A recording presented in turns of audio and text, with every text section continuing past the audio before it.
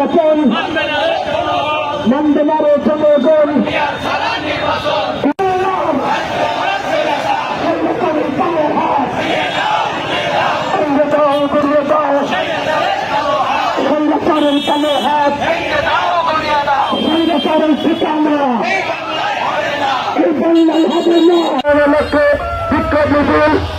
আজকে এই বিক্ষোভ মিছিলে অনেকেই বক্তব্য দেওয়ার মতো আছেন, কিন্তু আরো একটি স্থানীয় দলের প্রোগ্রাম থাকার কারণে আমরা জেলা ব্যক্তিশীল দু একজন কথা বলবো, দোয়া করে দেওয়া হবে ইনশাআল্লাহ।